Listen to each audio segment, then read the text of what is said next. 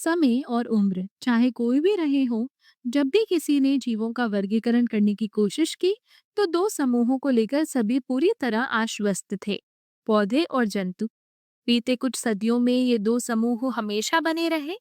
जरूर, बहुत कुछ बदलता है, और मेरा मतलब है बहुत कुछ।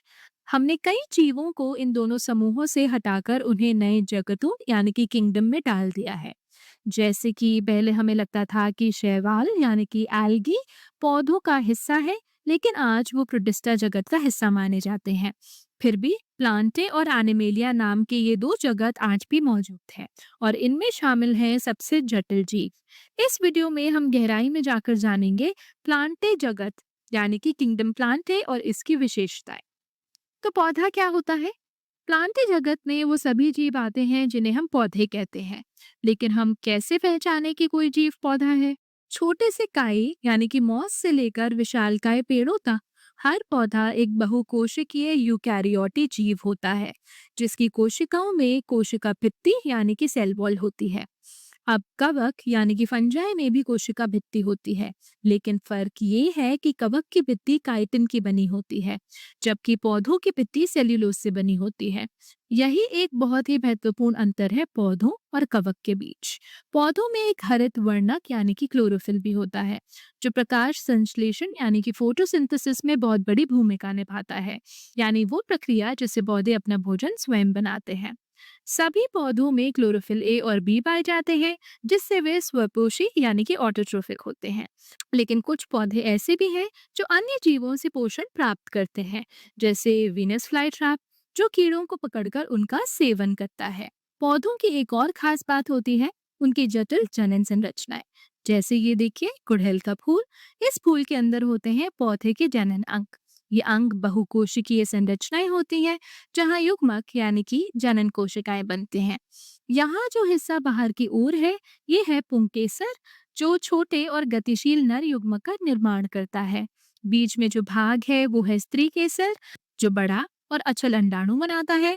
जब नर और मादा युग्मक आपस में संलयन यानी कि फ्यूजन करते हैं, तो बनता है एक युग्मनज, जिससे एक नया पौधा विकसित होता है। मादा जनन अंग इस तरह विकसित हुआ है कि ये भ्रूण को पोषण भी प्रदान करता है। इस स्तर की जटिलता ना तो प्रोटिस्टा में मिलती है, ना ही कवक या अन्य प्राथमिक जगतों में। अब ध्यान दीजिए, इन जनन अंगों के चारों ओर जो अन्य संरचनाएं हैं, जैसे पंखुड़ियां यानी कि पेटल्स और बाह्य दल यानी कि सेपल्स, ये सभी बनी होती है गैर जनन कोशिकाएं यानी कि नॉन रिप्रोडक्टिव सेल से। यानी ये कोई युग्मक नहीं बनाती, पर इनका कार्य होता है सुरक्षा और आकर्षण। अब हम जानेंगे कि पौधों को किस प्रकार से वर्गीकृत किया गया है। शरीर की संरचना, ऊतकों की जटिलता और बीज निर्माण के आधार पर प्लांटे जगत के पौधों को चार मुख्य डिवीजन में बांटा गया है। पहला ब्रायोफाइटा, दूसरा टेरिडोफाइटा, तीसरा जिम्नोस्पर्म, चौथा एंजियोस्पर्म। आइए एक एक करके इनके बारे में जानते हैं। ब्रायोफाइटा, ये है सबसे सरल पौधे, जैसे कि काई यानी कि मॉस, लिवरवॉर्ट और हॉर्नवॉर्ट। इनके शरीर में जड़, तना और पत्तियां अलग अलग नहीं होते। कुछ ब्रायोफाइट में इन जैसी संरचनाएं दिखती हैं, जैसे जड़ जैसी, तने जैसी और पत्तियों जैसी संरचनाएं, लेकिन ये वास्तविक नहीं होती।